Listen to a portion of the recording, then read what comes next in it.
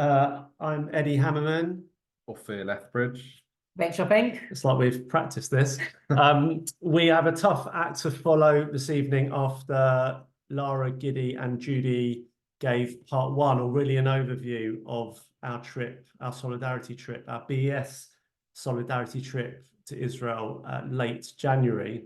We're going to go through, we're not going to go through everything today, and I recommend if you want an overview, theirs was absolutely brilliant yesterday, so you'll be able to watch that again online on catch up. We're going to give a very quick overview, but then dip into bits, or try and dip into bits that they touched upon a little bit more. We've got some videos and a couple of images, a couple of pictures to show you that hopefully give a different flavour from last night's. And yeah, any questions at the end, let us know. Please make sure you're muted, phones on silent, pay attention. And we're aimed to go for about half an hour, 45 minutes. Please feel free to answer questions at the end. Ask questions. What did I say? Answer questions. You can answer them, you can ask them. It's up to you. This is, I'm sure, a very Jewish audience. Everyone's got an opinion. Yeah. Yeah, please ask questions at the end.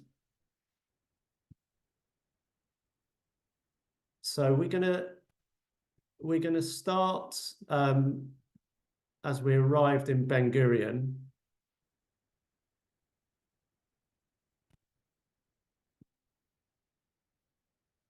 And what struck me when we arrived was just how the country's changed, or it felt like the country has changed. Normally you walk in, there's loads going on, it's really vibrant, it's really bustling.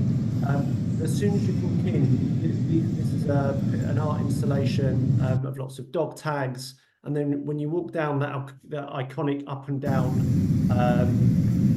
elevator, travelator, you see all the images of the hostages. And actually, when you go through passport control, before you see your face, when you go through self-passport control, you see an image of a hostage and another image of a hostage.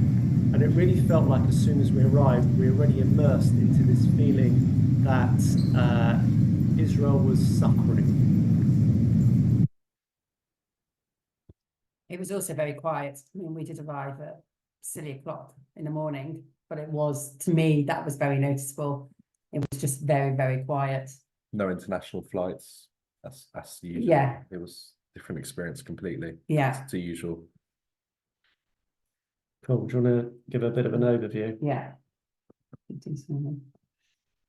So we arrived very early on a Sunday morning, and Sunday was really about assessing the scene. I'm not going to go into too much detail about what we did. Again, last night they did tell a bit more stories. But we went to Shoham, which is Bournemouth Twin Town. We went to a couple of primary school, high school. We were treated like royalty. Everyone was thanking us for coming, giving us loads of lovely gifts. We also went and met residents of Kibbutz Kfar Aza, who were now living in Kibbutz Shefayim, and we walked around there, saw the temporary homes that were built super quick to fit all these people in, and you know how the residents of Kibbutz Shefayim really wanted the Kfar Aza residents to feel completely at home and have their home area. As we were walking around, we were speaking to a few people who were directly affected, directly affected on October the 7th, and we did hear some stories, personal stories that were hard to hear, that were very, upsetting. We then went to the Island Hotel in Netanya, where a lot of residents from Kibbutz Alamim were living. And again, we heard stories there from how people, people that were affected on October 7th, and how they coped and what they did. And the general thing was they were all in their safe room for hours and hours and hours. When they just 30 hours, over 24 hours, just in a room with kids and everything. But yeah, it was pretty. It was about assessing the scene. It was a very difficult day listening to all these stories, but very, very important to hear the stories.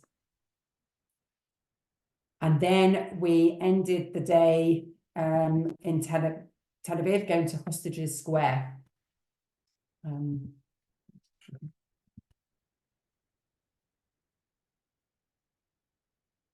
The only thing we cannot argue about is the fact that the hostages doesn't have a lot of time.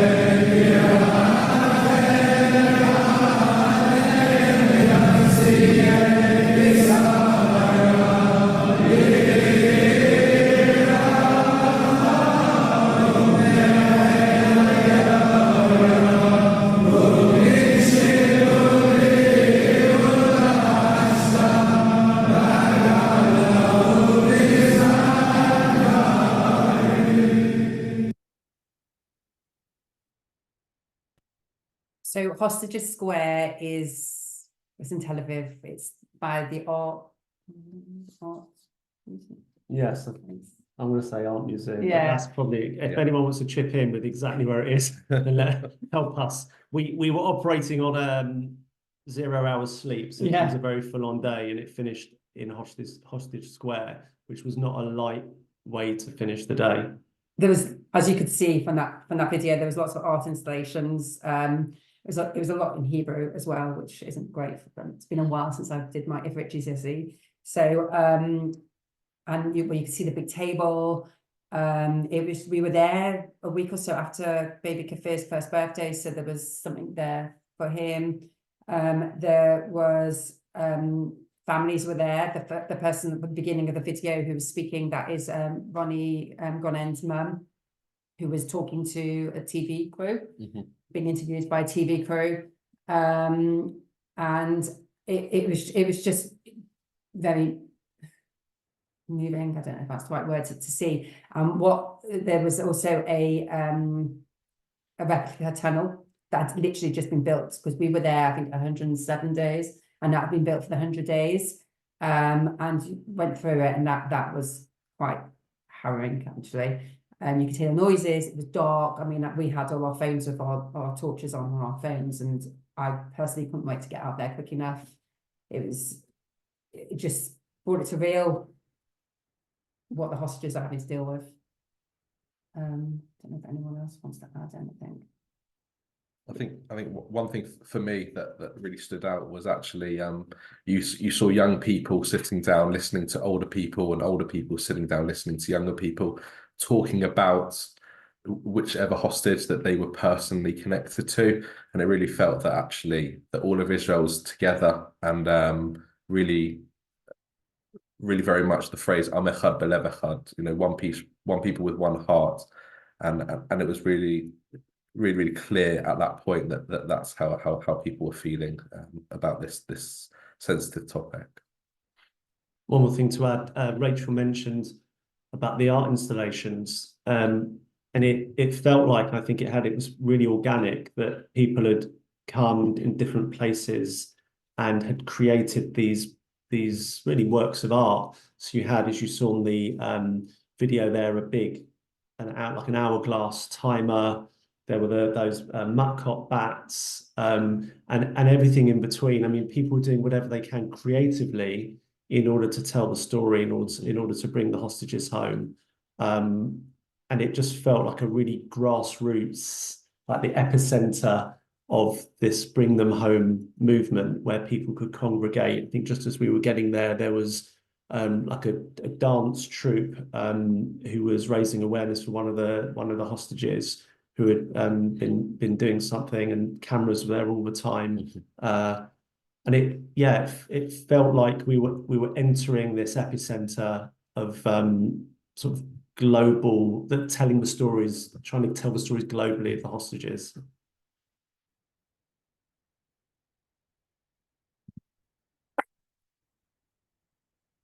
So that was the end of day one. Full on day. Yeah, very full on, and on very little sleep as well. Or no sleep on the plane for some of us.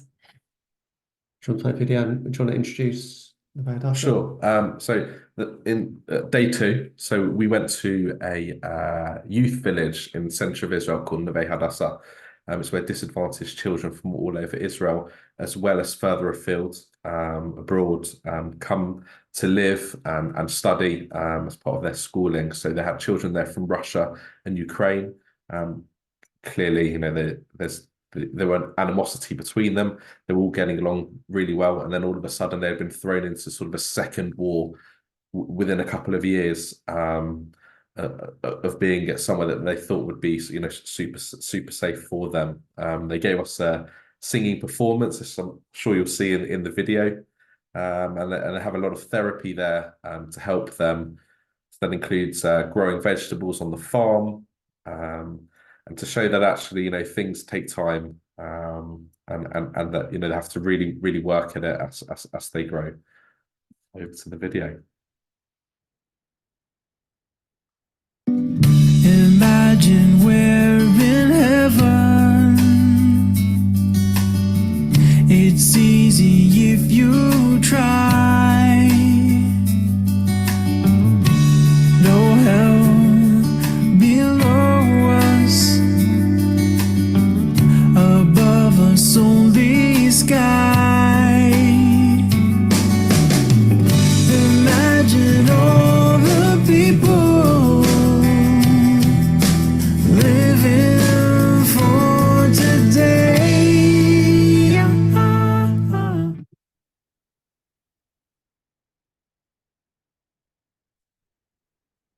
And again, they gave us loads of gifts. They had the farm there. Yeah, absolutely. Yeah, they gave us leaving gifts, lettuce, kohlrabi, radishes that they'd all been growing, Plant. and a plant as well. And unfortunately, obviously, we couldn't take it with us because we can obviously then take it onto an aeroplane. So my sister, who lives nearby in Ranana, she joined us for the couple of hours that we were there, and she took home probably 30 lettuces and about 100 radishes, something like that. Good salad. Which was Good lovely. salad Yeah, making. absolutely.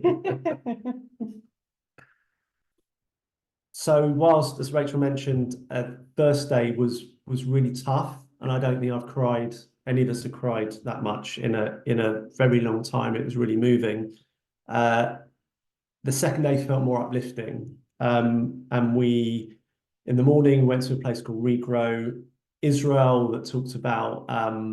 They spoke to us about how they're helping rejuvenate the agricultural sector that had been decimated, that Gaza envelope, or the Western Negev, as they're calling it now, decimated, and how Hamas targeted the sprinkler systems, really to send a message, we felt, to Israel and really to Zionism that, you know, you're not wanted, we're going to destroy you. But it was very positive, the idea that they were really helping, thinking about how to regrow the Western Negev and how to support. And then Neve Hadassah, which was incredibly uplifting. And following that, we went to an Air Force base called Tel Nof, where we were really lucky enough, and this felt like a once-in-a-lifetime opportunity.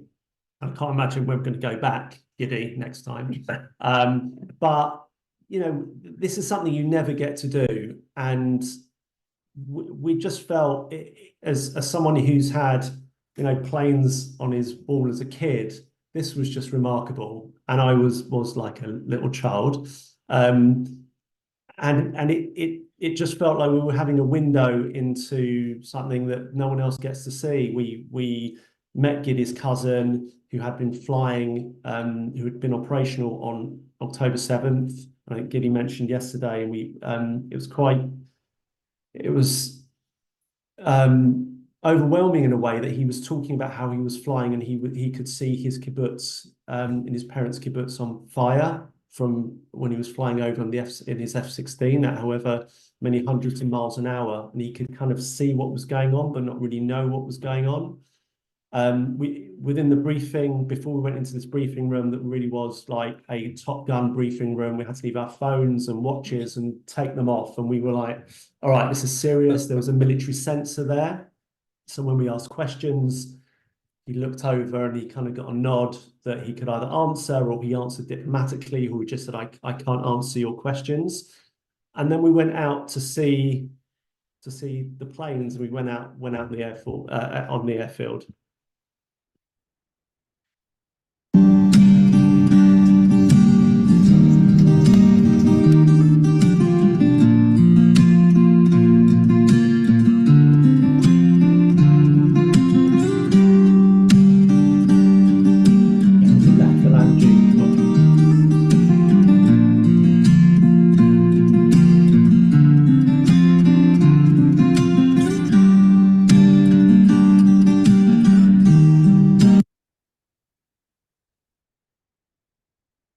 So this was amazing, right? We were like, we're in Air Force Base, here's a plane.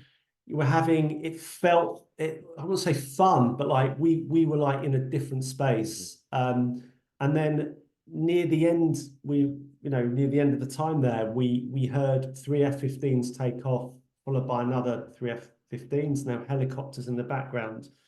And then it dawned on us where we were. We're in a war zone. Israel is at war. Those planes were flying off operationally to complete missions, whether that's down south or up north. And this wasn't a game. We'd been privileged to be in this situation where we'd had a briefing.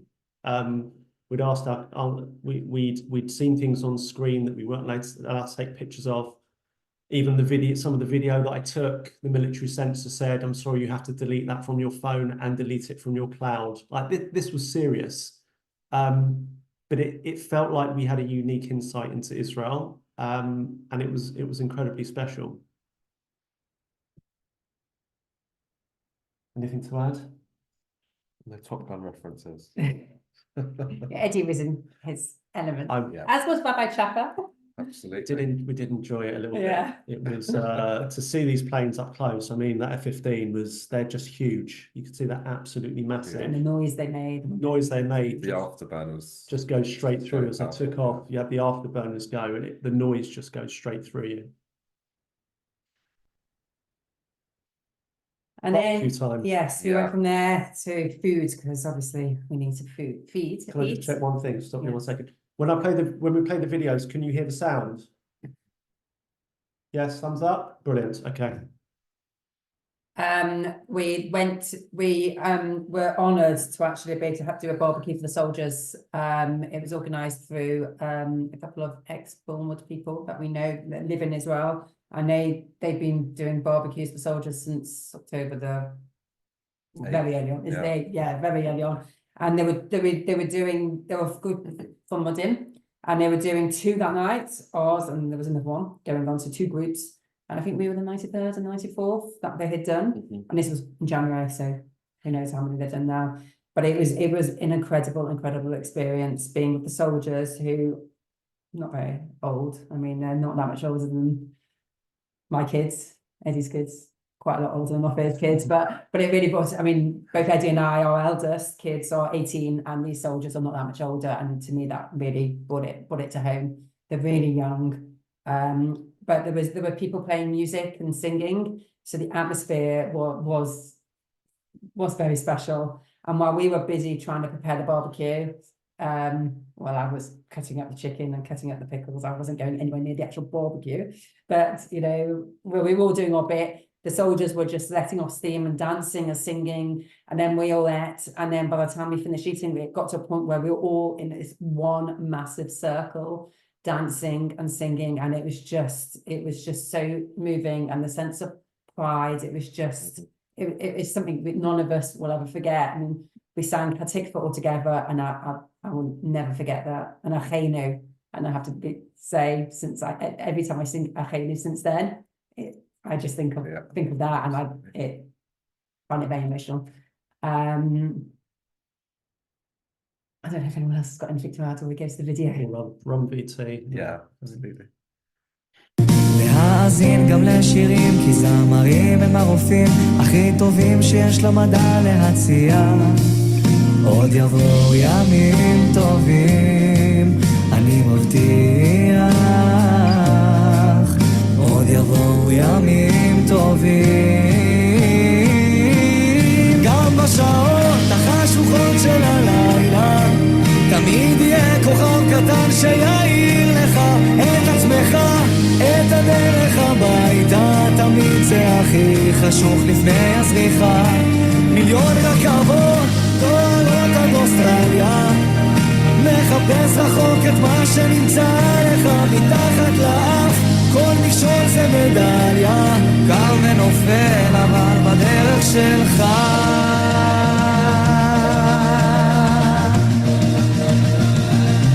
בדרך שלך, בדרך שלך. Beautiful. So these guys, we kept saying all the way through, thank you. And they were like, no, thank you. We were like, no, thank you. And at one point, one guy, it was a guy whose parents had made Aliyah from France a number of years before. He said, well, I have a choice. And this is a rite of passage for these guys, although they do have a choice.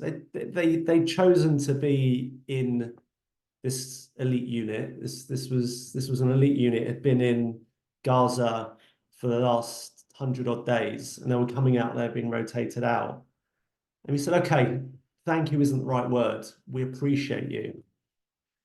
And all the way through, this wasn't the first time people said thank you to us. We had a lot of people saying thank you for coming. We're like, no, why are you thanking us for coming? And for me, this was one of the moments where I realized when I thought back to before the trip, and Rachel reached out and said, oh, Lara and Giddy are creating this trip. Do you want to go to Israel? And I was like, well, I don't really know. I'm not really sure. Why are we going? It's a bit of a weird thing. Israel's at war. Do they want us there? They're busy.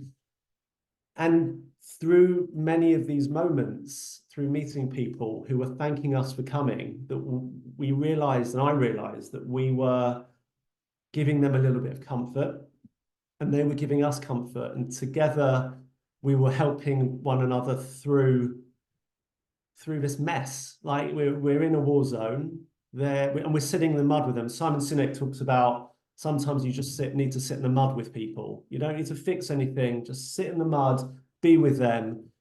And it took me a long time to realize it, but through the trip, I realized that we were just sitting in the mud with our brothers and sisters. Okay, on this occasion, we were feeding them meat.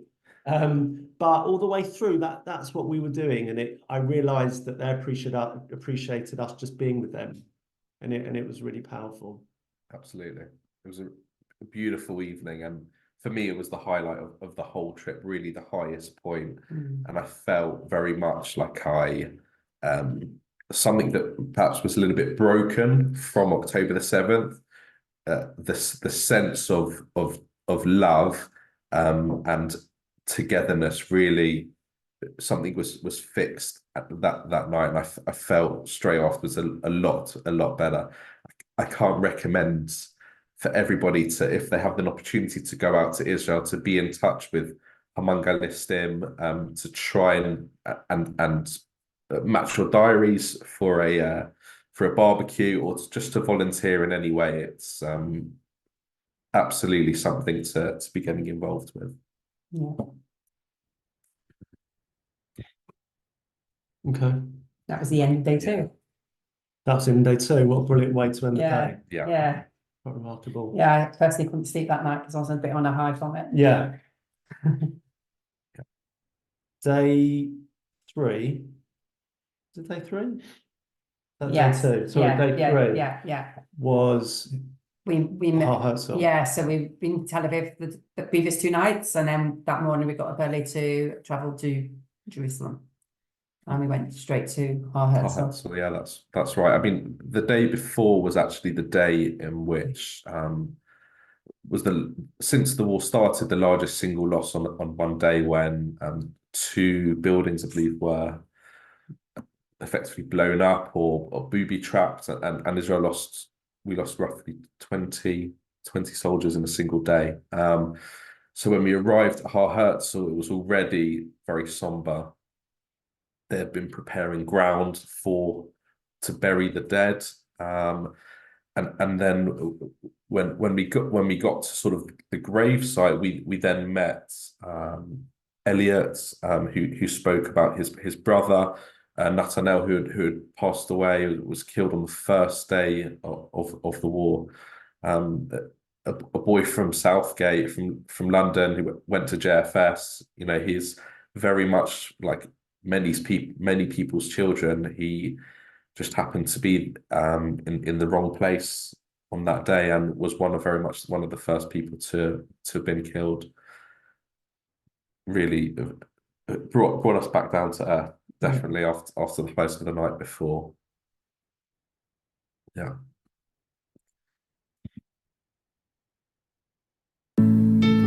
שמע ישראל אלוהי, אתה כל יכול. נתת לי את חיי, נתת לי הכל.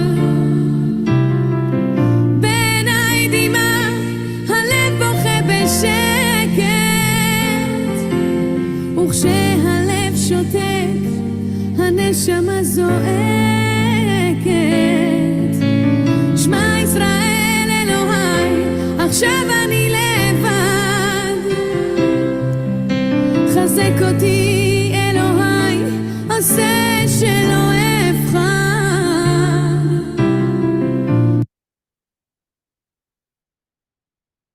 So yeah, Ariella Jantin, Gary Jantin's daughter. For those of you who know Gary was one of the founding fathers of the Yavne Minyan at BES. Gary's daughter was serving in the Navy October 7th. He had many friends in the army, being of the same age, and one of her friends, Levy, was killed, and she'd never visited. She hadn't had the opportunity to visit his grave at Har Herzl. And we didn't know whether she was going to come. And Gary said, well, maybe, I'll speak to her. And then she came, and she spoke about her friend and his loves and his passion and photography. And we shared in her grief. At the same time, Rabbi Chapper's boys, who were in the army, managed to get some time off, and they came and visited.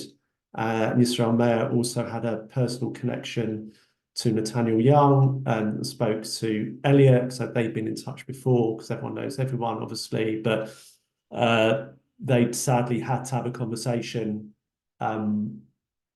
because he knew his brother, and was kind of aware at the time of what had gone on, and he was in contact before, so that was the first time they'd actually met.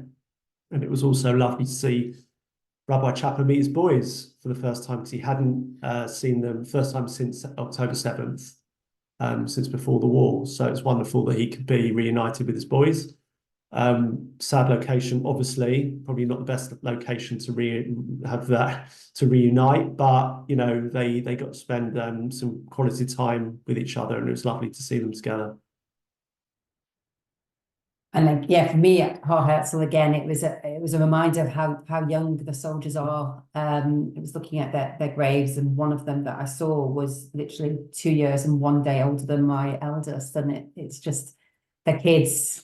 And they've seen Ariella as well, who, they made Aliyah 10 years ago. So remember Ariella as a little kid, and it's seeing her dealing with grown up problems and being comforted by her dad. It's just it just again brought it all to home. How the soldiers are young, my 18-year-old is looking to what university to go to, and their 18-year-olds are doing something very, very different.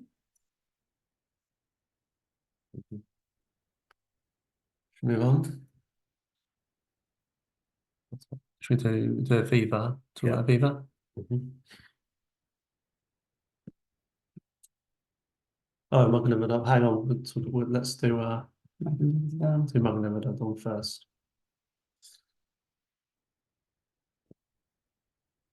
So shall I introduce one?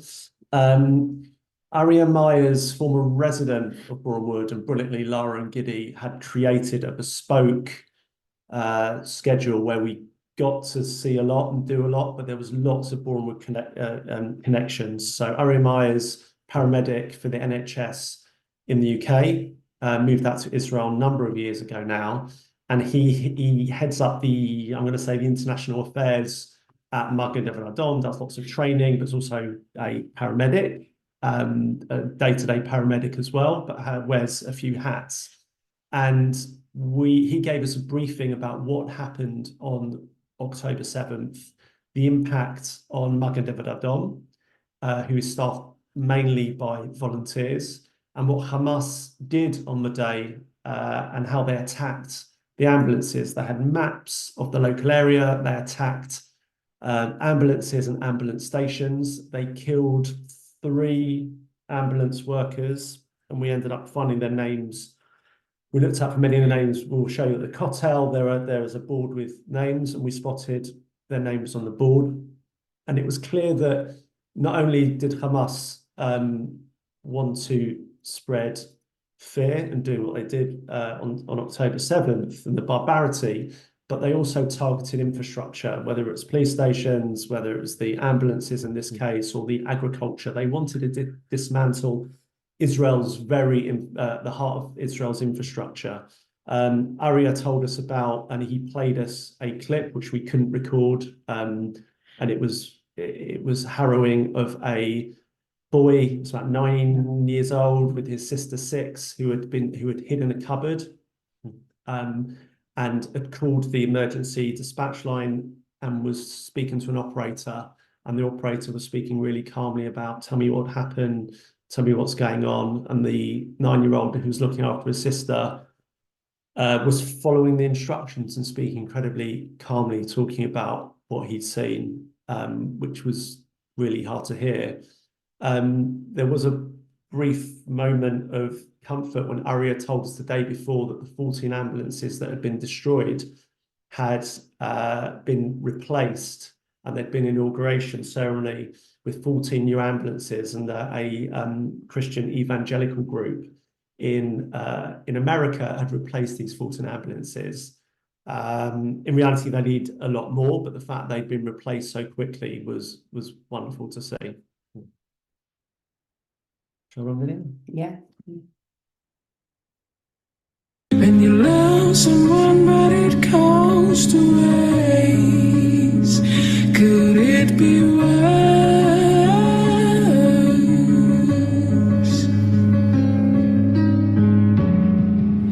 Lies will guide you home and ignite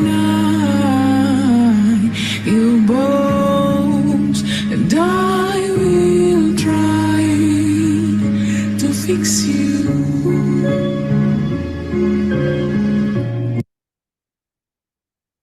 It's also good to see Rabbi Chaput on a different mode of transport. We had a tractor before, motorbike this time, so many modes of transport we can get him on throughout the trip.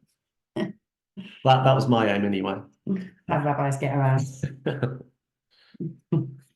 Right, anything more to add? No? I think so. Oh, should we talk about Aviva? Yeah.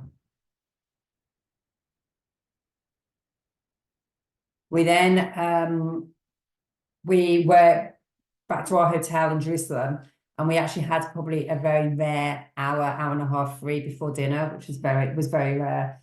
And we were told about the this tent that had been put up right next to Netanyahu's residence, which apparently was literally a minute away from the hotel, and where hostages' families go, and sometimes the families there, or that's where people protest. So it just happened, actually, the 3 of us decided that we would go to the tent and just see what was there, see what it was about. We got there, and outside we saw people protesting. with pictures of hostages. And I think we said to them, like, we're here, we're here from England, and they said, oh, we're here they're there supporting their friend whose dad's a hostage. And then they introduced us to their friend, who was Sheer, and she was saying her dad's currently a hostage, and her mum was a hostage, and she said, oh, you can speak to my mum. She again introduced us. Her name was Aviva. She was South African, so her English was spot on, which is good because, well, my Hebrew isn't so good. That's a bit better. But so we were able to communicate very, very, like, there wasn't a problem with the communication. I mean, I think this was probably something that the three of us will never, ever forget. Yeah. It was, I don't know if someone else wants to take over or I carry on. No, it's up to you. So Aviva was a hostage for 51 days. She was released in November at that point, and her husband was still a hostage. And she said it's just the worst because she knows what he's going through. In the 51 days that she was a hostage, they were moved 13 times. She lost 10 kilograms, which is about 20 pounds. And her and her husband were together for most of it up until near the end. And she said when one of them went to the toilet or was even allowed to go to the toilet, it was the worst because they didn't know if they were ever going to see each other again. Tunnels were horrendous. There wasn't much oxygen. She said for the whole time she was a hostage, they told her Israel doesn't exist. Israel doesn't exist. And she had nothing else to believe. So she believed that because you told it and you're using all your energy to survive.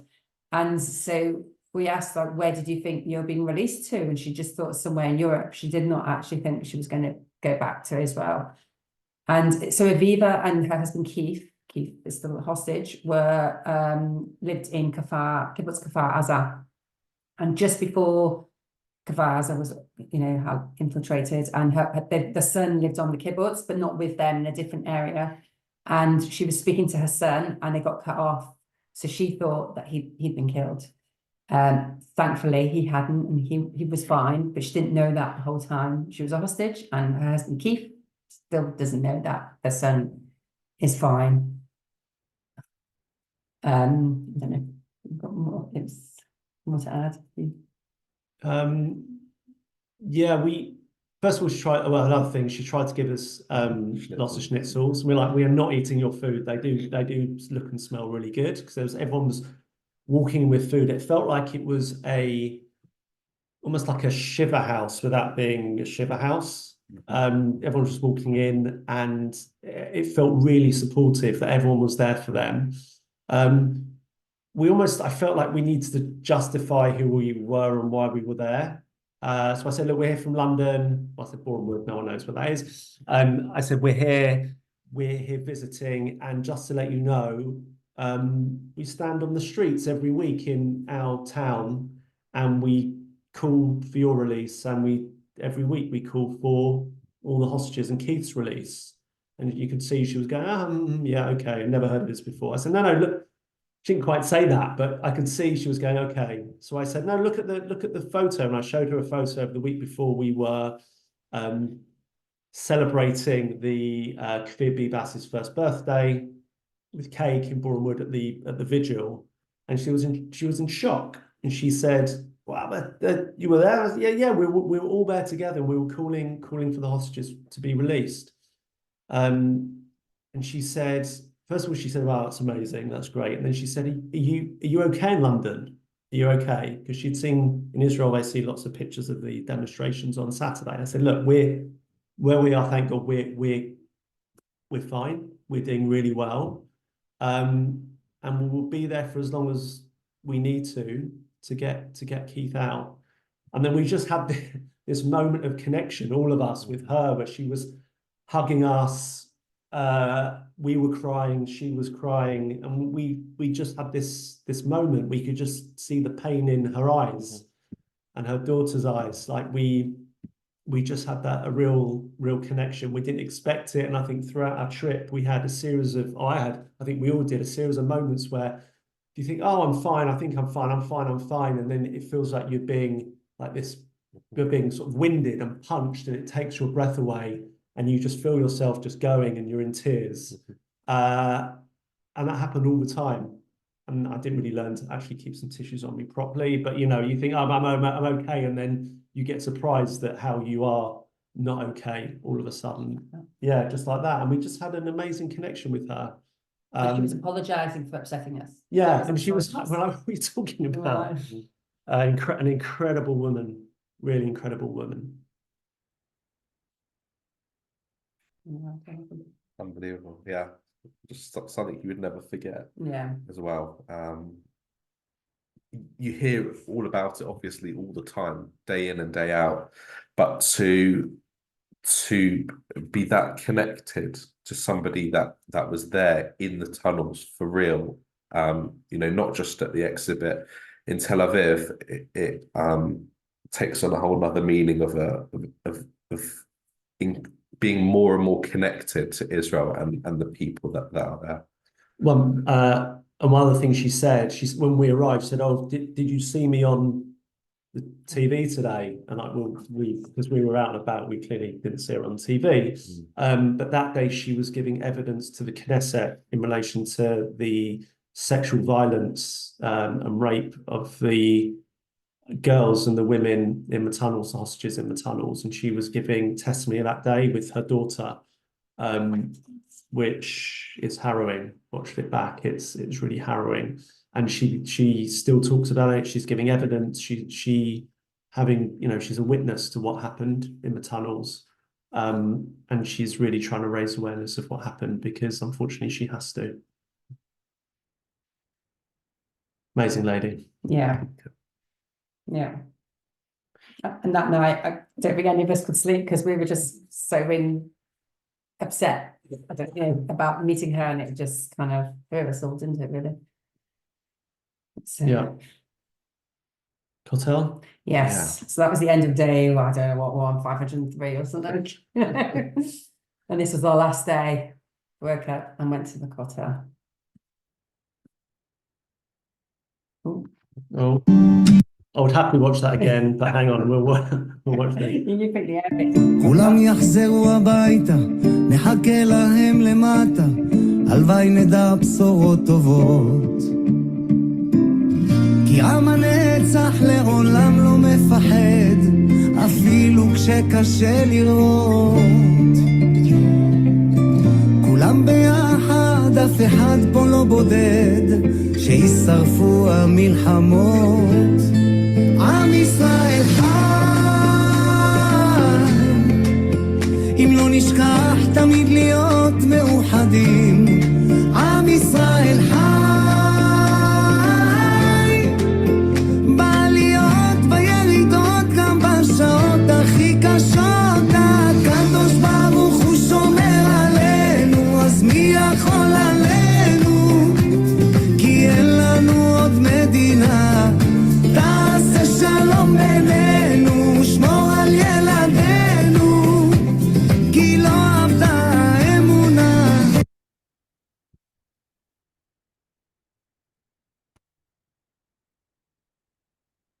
The right way to end. Yeah. Yeah. It's a very intense few days.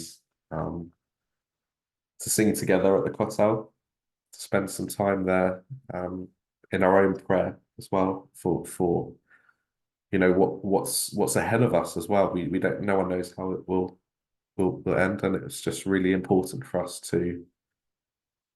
It was the right place to culminate the trip. Absolutely. Yeah, it was very moving. And there was a memorial at the back. Yeah. That's got all the names of everyone who has died since October the 7th. Mm-hmm. And there were candles, so we had an opportunity to light candles in honor of them. Slightly tricky because it was quite windy. Mm-hmm. But that was very moving and very, and I mean, I was last at the Kotel last year just before Pesach, and obviously that was a new addition. Like, you know, I've not seen that before, obviously. Also, I've not seen the Kotel so empty either. So that brought it to home of what Israel's going through, and obviously there's not as many tourists. It's quite deserted. I mean, it was a miserable, wet Wednesday morning. Yeah. But that did bring back to home to me. Yeah, we saw a group of Air Force cadets or pilots who it looked like they were going through their initiation, their ceremony, maybe swearing in ceremony, some kind of ceremony, and we were able to witness that and be there with them. And again, it's that connection to knowing that Israel is going through something unprecedented, really. Length of the war, even back then, the war Israel hadn't gone on that long. So Israel, everyone we met was going through some level of trauma, and we were there with them, and it felt, yeah, there wasn't really a better way to end the trip really than to be there and have some quiet reflection.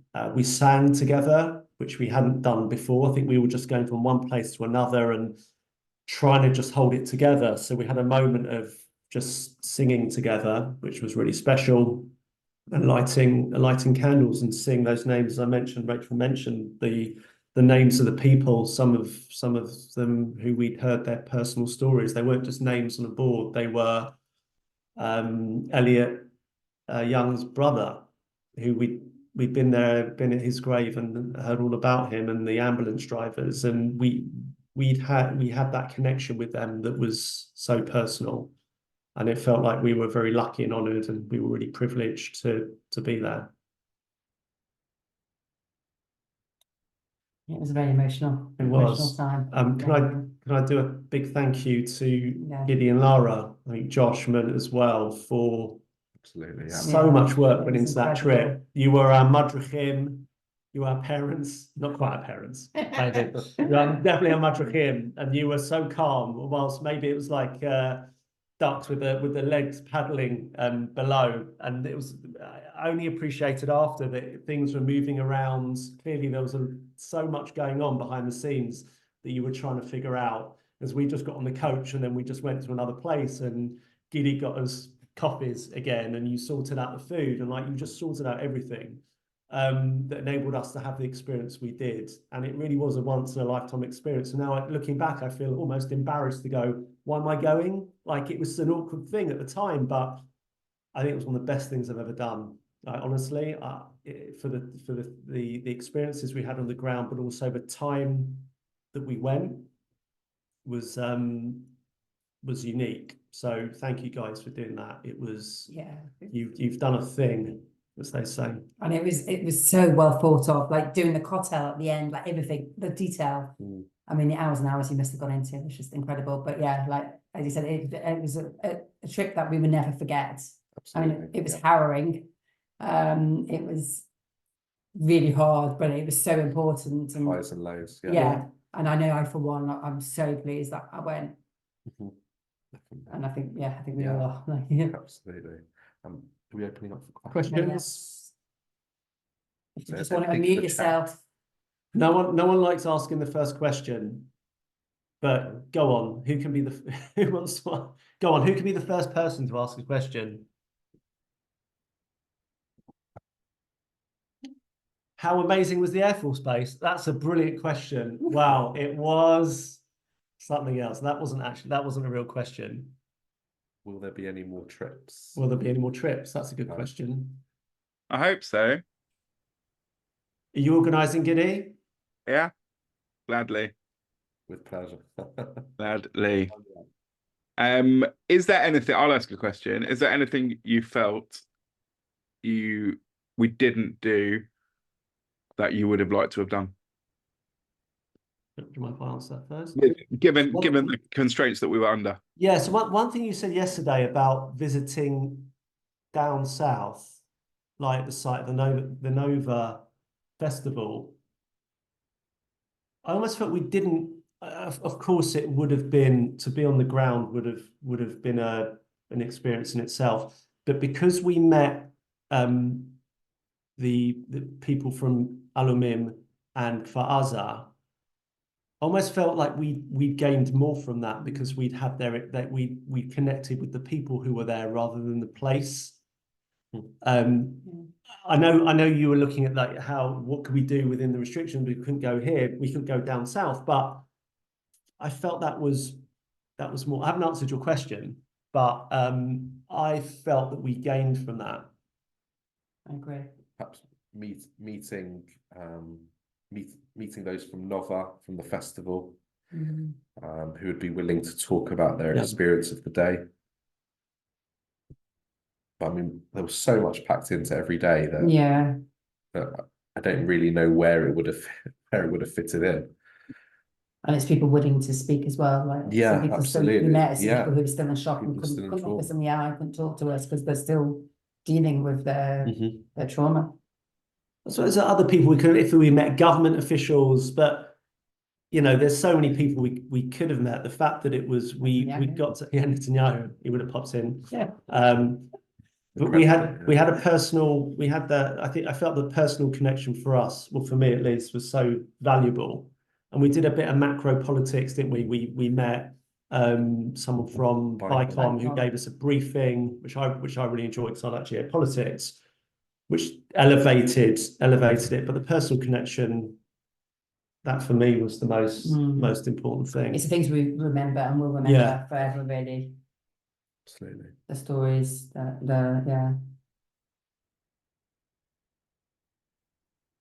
we haven't really answered your question. It was so well done. Someone needed to ask the first awkward question as well. So there you go.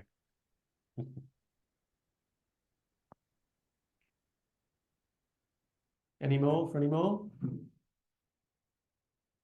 No? Okay. Well, thank you for joining. Well done, guys. Thank you. Thanks all. Thank you very much. Thank you.